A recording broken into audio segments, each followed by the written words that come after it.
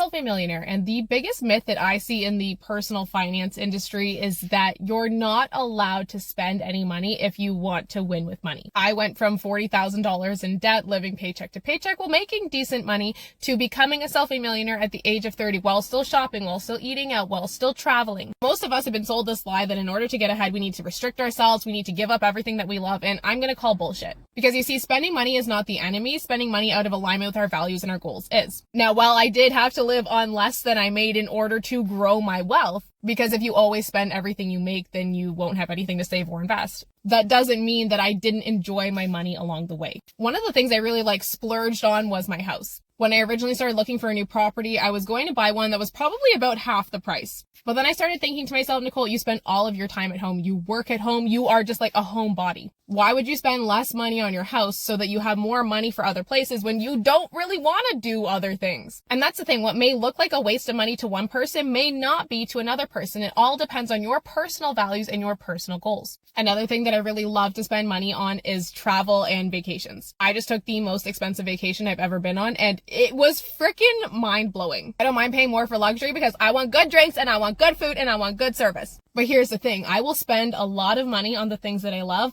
but I won't spend a lot of money on things that don't actually bring a lot of value to my life. So for example, right now I am filming this in my Kia. Could I have a Lambo? Sure. But to me, it doesn't bring any more value to my life. I might feel cool a couple times driving it, but at the end of the day, it just becomes the car that I use to drop my kids off at school. It's not functional for me, and I would rather save the money that I could spend on a car and spend it on other things that will bring me more joy and personal fulfillment. But again, this is going to look different for everyone. So if you are a car person, this doesn't mean that you can't have a nice car, but you need to figure out where that lies in your list of priorities. The problem becomes when your spending today gets in the way of future you living the life that you want.